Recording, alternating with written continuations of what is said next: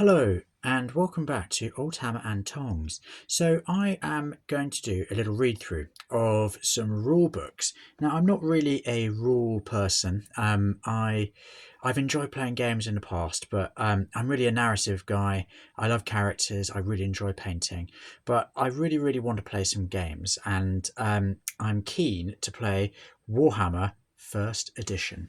So I'm going to do some read throughs of those early rule books. But before I get stuck into the rulebook, I wanted to look at the box art. Now, the three rule books came in a box, and that box cover was illustrated by John Blanche. It's the famous Harry the Hammer image. Now, I should say this is not actually the rulebook box. This is the box that you got when you bought a little box of miniatures. So in this case, it was the Dwarf King's Court, which cost a massive £3.95 at the time. But so when you bought boxes of miniatures in the early 80s from Citadel, very often they'd come in this box with this art. But so did the rule books for Warhammer Fantasy Battle First Edition. So I just wanted to start off by looking at that, really. There was an auction here in the UK, I think at the very end of last year, where they tried to sell the Harry the Hammer original piece. The bids did get very high. I think they got up to over £250,000, but the reserve on it was so high they didn't meet the reserve, which is a bit of a shame. I would have loved John Blanche and the Ansells to have received that money, but anyway, maybe one day it will sell. But having looked at that wonderful art, this is a bit of a scabby old box. You can see someone put tape on it, but you get a sense of Harry the Hammer being a total badass and nailing that bloody skeleton. Let's move on to the books. So you've got three of the books. You got Volume 1 was Tabletop Battles. Volume 2 was Magic. Volume 3 was Characters. So essentially, the lore has it that Brian Ansell owned Citadel Miniatures and he wanted to sell more miniatures. They'd originally mainly focused on role players and role-playing games, which is great, but the problem with that, if you're a miniature manufacturer, is that people tend to buy a few individual characters, maybe a couple of NPCs, and that's it. Now, they'd noticed that their customers had started buying increasing numbers of miniatures, almost to try and form up armies, particularly of orc and goblin variety. So they thought this would be a great opportunity to sell even more of the miniatures. They would write a game. Now, lore has it, myth has it, that they were going to produce it as a sort of free giveaway that they would send out to regular subscribers and customers. So the game rules would be very simple, a couple of pages, and go out that way. Actually, the sort of thing you do these days. But instead, it sort of developed quite quickly into this, a 3-page run through of how to field all of those wonderful Citadel miniatures in mass combat role-playing games. So that's interesting. You can see that early kind of Citadel meeting of role-playing and mass combat is here. It's encapsulated in the title just there. But yeah, so Richard Hallowell, Rick Priestley and Brian Ansell all credited with having done the writing. Rick Priestley said that they did it very quickly. They got bunkered down in a room and then they just wrote it, and it was largely him, Rick Priestley, working with Tony Ackland. So there's John Blanche. We have a look at that cover art as well, but Tony Ackland did all of these wonderful illustrations. Look at these. They are just so brilliant, aren't they? They really capture the spirit of that sort of early fantasy world. And so this is book 1, as I say. This is the Tabletop Battles edition. And it has all of these different sections. So why don't we crack on and have a look. There we go, 1983, Games Workshop Limited, printed in Great Britain. So it's all there. Now, previous owner, I should really give you some history about my ownership of this. I got this when I was at school. There's a second-hand bookshop round the corner where I got loads of brilliant things. I got the Rogue Trader rulebook. I got these. I got various other early bits of second edition Warhammer Fantasy Battle. That was in the late 90s, and I just didn't understand them at all, but I'm so glad I got them when I did. They do have some markings from the previous owner, but that sort of adds to the character of it. So here we go. This is the introduction. This is where it all began, where Warhammer was born. Warhammer Fantasy Battle First Edition. which has led to this incredible world of Games Workshop that we know now. And it's sort of wonderfully humble beginnings. It says, this booklet is the first volume of the Warhammer Fantasy gaming system. It contains rules which can be used to simulate anything from a small skirmish or dungeon adventure to a huge pitched battle. The game is played on a tabletop using model figures, rulers, dice, and model scenery.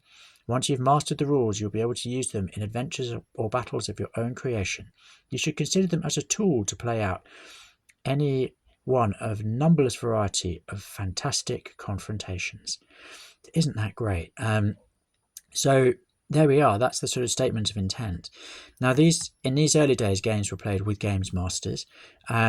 They've got a breakdown of scale, the dice that you need, but this wasn't a particularly point-driven era. It was very much about narrative, about role-playing as well, and that's something that really comes across in the rulebook. I'm not going to throw myself too much into the rules because I actually need to learn them. You've got things like the turn sequence, so movement phase, shooting phase, combat phase. Now, I mean that's basically the phases that I grew up with playing Warhammer 40k 2nd edition in the 90s. So it really hadn't changed very much in those sort of 10, 15 years between those. And I've not played any of the recent games, but I understand they're based on a very similar principles. So here we are. This was the moment that way of playing Warhammer games was first begun. So here we've got different rule types and models types, so they're designed for use with Citadel model miniatures. The details of armor and equipment of the models provide most of the information necessary to use in the miniature in this game. Troops may at any time use any of the weapons depicted on their model. Now here we've got some of these wonderful Tony Ackland illustrations, and they are illustrations. This is a wonderfully illustrated book. I love the way that they sort of are positioned around the rules, and from what Rick Priestley said, it sounds like he and Tony, like I say, were bunkered down, and one of them would sort of write the rules on a typewriter, pass it over to Tony Ackland, and then Tony would just draw around the writing that Rick Priestley had just done. But this is talking all about movement and about the different movements that you can get from different unit types. Now here we've got, these are brilliant, aren't they? Look at that. That's a sort of climbing hobbit by the looks of things. There's someone wading through the marshlands. Oh, look at this. That's a kind of thief. That's a very RPG figure, isn't it? That looks brilliant. Someone coming through a window. A knight charging. Oh, previous owner. No, nice handwriting. I like that little eye, the dot on the eye. I mean, they've been quite militant. They've just crossed out the original rules and put their variation of them. So here we've got running away. That's very important. Everyone needs to run away sometimes. And look at that. That's such a brilliant drawing from Tony Ackland. Someone outrunning the axe that's swinging above him. And there's a kind of samurai warrior there, which I love. So here we've got the wheeling and turning rules. So from those I've spoken to who've played these early versions and played later versions, I think these rules from the first edition are considered slightly clunky when it comes to wheeling and turning. But you know, when I do finally play this, I'll be able to tell you myself, look at this, isn't that absolutely fantastic? This was centaur. Do they still make centaurs in Warhammer? I don't know. You shout out in the comments if you know, please. But they certainly did in these early days. Now you've got units changing frontage and all sorts. So now we move on. Oh, sorry, skipped a page. Oh, psychology. So this is interesting. You've got hatred and fear, all essential, and then you've got your dice rolls there and how that will impact on these. Terror. Oh, no, look, that's great. This one, terrified of that spider. That would be me, because I am terrified of spiders. This is great. This frenzy. Look at that, sort of shaman. That is really, really, again, the Tony Ackland illustrations just really bring this book to life. And in a way, sort of set the tone for Games Workshop publications, because they've always looked great. And this feels like they were stating the fact that this is how rule books would be. Look at this. He looks like he's actually coming out of the page. This sort of terrifying orc stupidity. Rather unfortunate. So goblin ogre type guy there. But these are great. And you can really pulled exciting characters together here. You can really feel within all of those traits very much the RPG element of this early game. Now morale, of course, this came into action a lot. I used to play Imperial Guard 2nd edition. They were constantly running away, so I was affected by that one too. There we go, people out running each other on horses. And look at that, shooting. I mean, that just says it all, doesn't it? All these drawings, of course, in black and white, because in those days that's how you did it. The text looks like it's just come off the typewriter, which it probably had. And it just looks brilliant. Here we go. So we've got bow skill levels and all sorts. What have we got over here? Oh, some more notes there. Mithric armor, very rare and should only be used on heroes. Oh, this is great. Look, there's some samurai fighting some orcs. Now there you can see Tony Ackland's drawn some of those wonderful orcs with the sort of incredible long jaws. They look great, don't they? So this is the combat phase. So here's the order of attack. Troops attack in strict order. Those with higher initiative levels strike first. Throw to hit, throw to kill, saving throw, combat results. So again, that's not too dissimilar to the Warhammer I grew up playing in the 90s, where you throw to hit, throw to kill, saving throws. It was all started here, wasn't it? There we go. There's some more beautiful illustrations. Here we are again, jumping out. Oh, look, they've made some corrections here. The previous owner, they said, nope, no, we're going to correct those weapon skills. Thank you very much. Oh, these are lovely. So these are more about saving throws, throw to kill, with the beautiful black and white illustrations. They look great using mounted figures. So there we go. That's someone who's potentially going to be sitting on a horse. And then we've got some weapons. So you can just imagine them sitting in that teeny tiny room in Newark in Nottinghamshire together. And Rick Priest is saying, right, doing a section on combat results now. And then Tony Ackland drawing this knight taking out an orc. It's not even a knight, he's an adventurer, isn't he? Oh, we've got some more excitement coming up. Look at this. Isn't that great? This adventure is fighting a giant rat. Gets one up on him there. Oh, but I think he might have met his match with this dragon. No, he hasn't. Look, he's taken out the dragon as well. He's doing very well for himself. What a good adventurer. So here, the previous owner's written, see blue sheet. And here is the blue sheet. So this is the second reprint of Warhammer. There you go. So this is, they've made some corrections, which must make our mass combat game one of the most widely used set of wargame rules ever. It is our intent to continue to add new material in the form of new supplements, scenarios, and specially designed Warhammer models. In previous printings, we included a sheet of amendments and extra rules to clear up points of the original text where mistakes were made before publication. This free supplement has all the recognised amendments to date, with extra optional rules and items called from the First Citadel Compendium. These amendments refer only to the first volume, Tabletop Battles. There you go, and you've got Rick Priestley's wonderful autograph there. And then this list of amendments. So it's quite something, isn't it? They've just put their hands up and said, look, the first print had loads of mistakes in it, so let's try doing things a bit differently here. We'll own that. Now we've got a section on Tabletop Battles, some more great figures, fighting in dungeons. So there's that RPG element.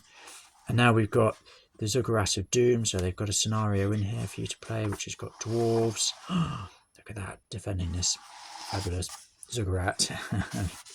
And then having to fend off the goblins. Then we've got creature lists.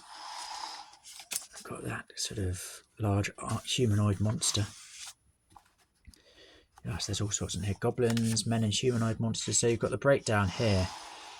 So here's the early sort of attributes boxes before they're in boxes. You've got different elves, sea elf, high elf, wood elf, night elf. And again, these are actually very similar to the ones that we used in the 90s, and I think are probably still used to this day. So you've got movement, weapon skill, ballistic skill, bow skill, I think, strength, toughness, wounds, initiative, and attack. And then you've got the same for goblins and orcs, hobgoblins, lizard men. So this is very much men fish. Excellently missed that. This is very much Borogs. It's very much a rulebook. It doesn't really give you that much that much sort of background or narrative. It just throws straight into the rules. Manticore, winged serpents, and it is just brilliant. Skeletons, undead. So you can see the scope of the game even in those days. Were-rats, werewolf, were-bears, were-tigers. So the undead were pretty well looked after there. Here's more. Ghouls, wraiths, wights, mummies and spectres. And then it just ends. That's just the end. The end of book 1. But then it's got this beautiful artwork on the back. What a way to end. So that is volume 1. Like I say, I'm going to learn the rules and I'm going to play it at some point. I've made some previous videos about my hoarding of pre-slaughter miniatures, and I'm very, very keen to pull them together and start having some really scenario-driven fun times with these first 2 editions. This first edition.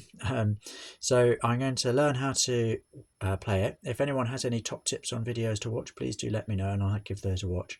Shout out in the comments. And in the meantime, I will be reading the other 2 books in this series and posting videos about them. So thank you very much for joining me. I look forward to catching you next time. Thank you. Bye-bye.